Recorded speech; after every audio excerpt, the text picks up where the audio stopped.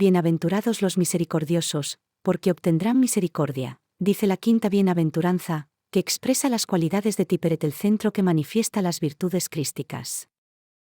La misericordia es la compasión repetida una y otra vez, cualesquiera que hayan sido las faltas cometidas por la persona objeto de esa misericordia.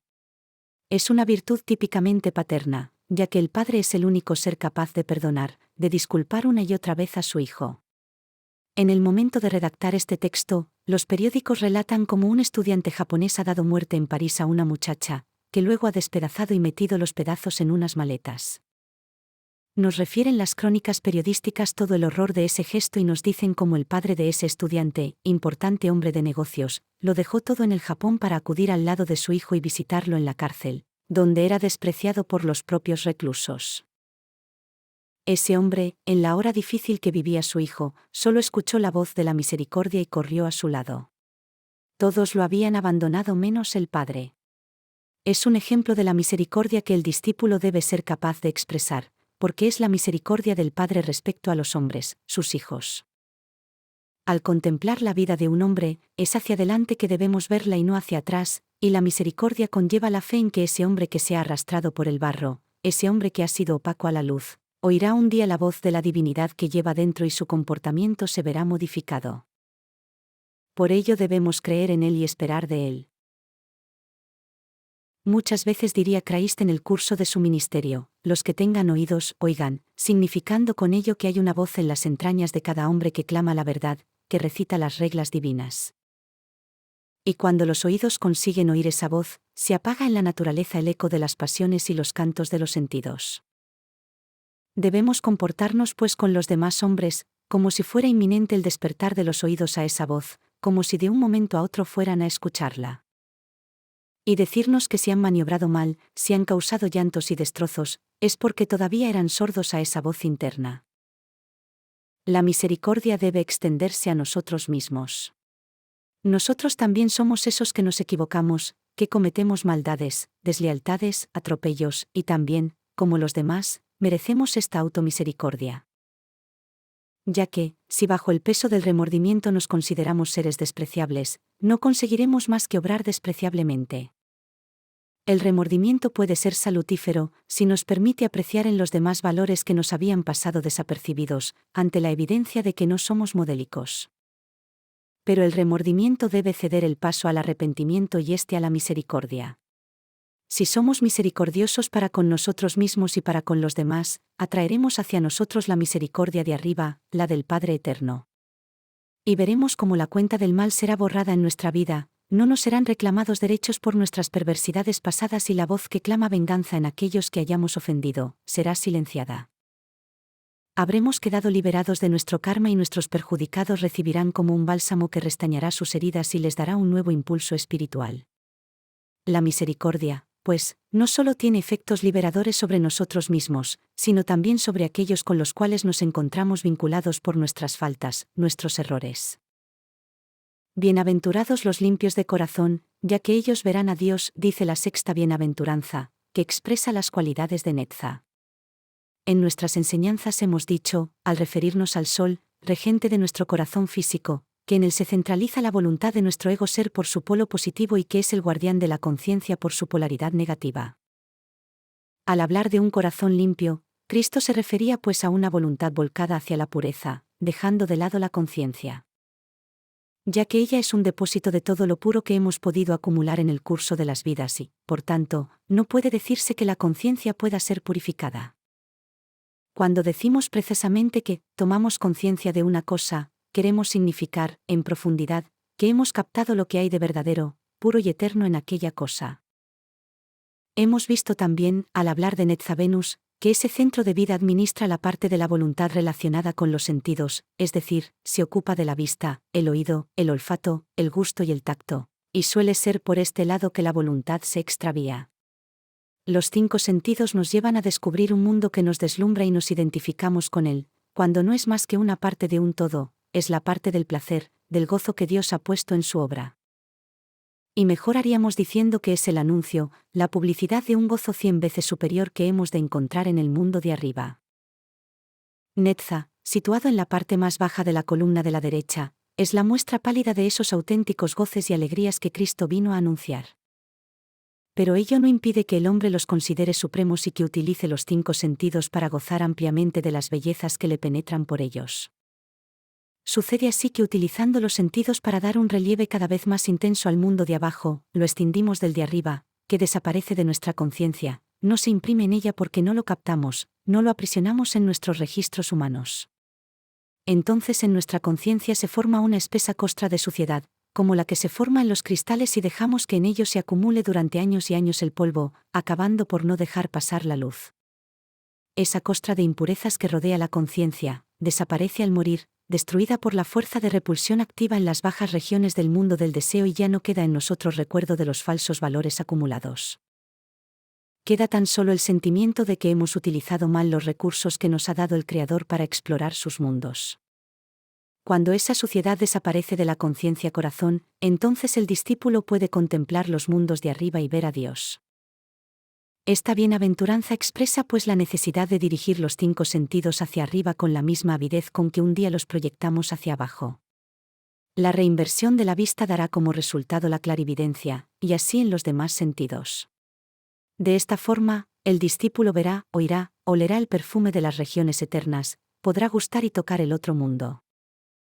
Así pues, la regla para esa bienaventuranza consistirá en cerrar progresivamente los sentidos a la percepción de las realidades físicas, para proyectarlos hacia arriba. Es una tarea quíntuple, como 5 son los sentidos y el resultado es la visión de Dios. Bienaventurados los pacificadores, ya que serán llamados hijos de Dios, nos dice la 7ª bienaventuranza, en la que vemos apuntar las cualidades de Od Mercurio. Vivimos en un mundo en el que las fuerzas se encuentran enfrentadas, primero en nosotros mismos, después en las relaciones sociales. En nosotros mismos, las tendencias que nos rigen se suceden y mientras unas luchan para establecer en nuestra vida lo que es justo, vienen luego otras a impulsar nuestros deseos de goce, de riquezas, de placeres y bienestar, y así por momentos somos justos, honrados, buenas gentes, y en otros momentos deshacemos lo que el Señor que nos regía había conseguido anteriormente, lo destruimos como se destruyen las cosas en una guerra.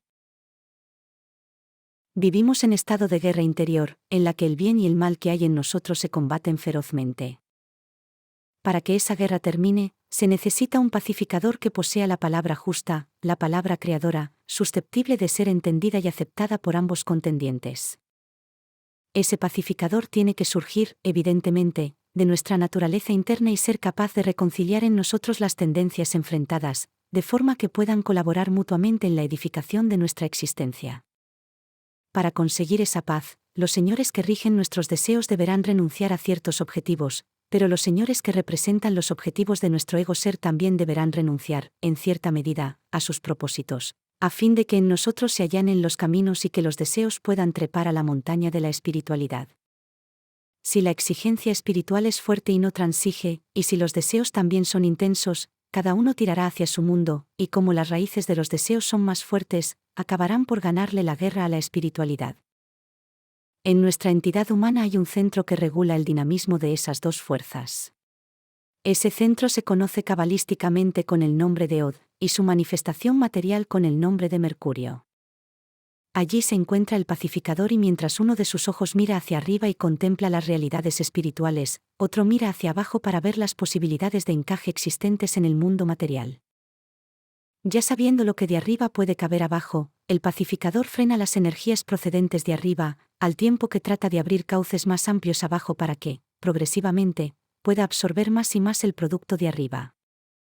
Cuando ese pacificador funciona en nosotros, recibimos la denominación de hijos de Dios, al igual que Mercurio era hijo de Júpiter, en el cual Dios ha delegado sus funciones en ese 4º día de la creación que estamos viviendo.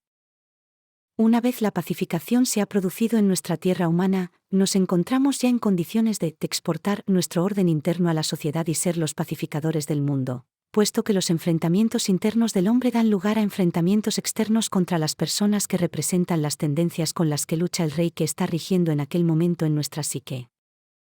Si hemos conseguido nuestra paz interna, esa paz se manifestará sin necesidad de argumentarla, irá con nosotros donde quiera que vayamos y la contagiaremos a nuestros semejantes con nuestra sola presencia. Ejerceremos en calidad de hijos de Dios y, a través de nosotros, Dios verá aumentar el número de sus hijos. Bienaventurados los perseguidos por la justicia, ya que el reino de los cielos es de ellos, dice la octava bienaventuranza, que expresa los trabajos realizados por el centro llamado Yesod. La justicia es un atributo de la columna de la izquierda, que es la que elabora las leyes y reglamentos. Cristo vino a proclamar una doctrina que abolía la ley y que situaba al hombre en el dominio de la gracia y del perdón de sus culpas. Ya en su discurso preliminar dijo que el reino del Padre estaba abierto muy especialmente a los pecadores, porque los pecadores son individuos que llevan en ellos una cantidad de luz más intensa de la que normalmente pueden digerir. Expliquemos este punto. Hemos visto en el curso de nuestros estudios que la luz es el amor de Ochma, el que permite a las estructuras materiales subsistir. O, dicho de otro modo, Abel muere, se disuelve en Caín y gracias a esa disolución Caín vive. Pero, ¿qué ocurre cuando en el interior de Caín hay demasiado Abel, o sea, cuando un individuo lleva más luz de la que puede reflejar? Pueden suceder tres cosas. Primero, que Abel mate a Caín, es decir, que la excesiva energía interna destruya el receptáculo material y haga la vida física imposible. 2 grados, que el hombre adquiera una conciencia de la espiritualidad que lo habita, que comprenda el funcionamiento de los mundos de arriba y testimonie de ellos en la tierra, derramando sobre el mundo que lo rodea su excedente de luz. Si procede así, habrá ahondado en sus cauces internos y el desbordamiento de su luz no se producirá, es decir, se producirá de una manera adecuada y no de una forma desordenada que ante la afluencia de aguas tempestuosas, se desborda. Que el hombre no adquiera conciencia de sus poderes internos y no sepa utilizarlos adecuadamente, pero, para no ser destruido por ellos, que actúe en la sociedad de una manera desordenada, fuera de las reglas instituidas, dando lugar a la figura del delincuente y del perseguido por la justicia. Tendremos así que el perseguido por la justicia será aquel que lleva en su interior un excedente de luz que no sabe utilizar adecuadamente. Por lo tanto, podemos decir que lleva dentro el reino de los cielos, que este reino es de él, sin que haya tomado conciencia de su situación de privilegio. Pero, estando el reino en su interior, puede tomar conciencia de un momento a otro, y es por ello que en las cárceles se producen tantas transmutaciones, ya que constituyen un arsenal de perseguidos por la justicia y tienen la posibilidad de meditar sobre sí mismos. En este sentido, cabe añadir que uno de los trabajos del discípulo ha de consistir en trabajar para que las cárceles puedan ser ese lugar de reflexión de los perseguidos por la justicia. Por otra parte, también el que se encuentre en el segundo caso acabará siendo un perseguido por la justicia, porque su acción, aunque no resulte atentatoria contra sus semejantes, si lo será de algún modo contra el reino de las sombras y el Señor de la penumbra lo perseguirá para matarlo, como los poderes públicos persiguieron a Cristo desde que nació. Las sombras sienten una apetencia natural por la luz, como el vampiro por la sangre de su víctima que le permite mantenerse en vida. Esa persecución se producirá en la 8ª hora de su vida, cuando Yesod entre en funciones para cristalizar la dinámica interna y darle salida al exterior. Por consiguiente, ocuparse de los perseguidos por la justicia ha de ser una de las tareas fundamentales del discípulo.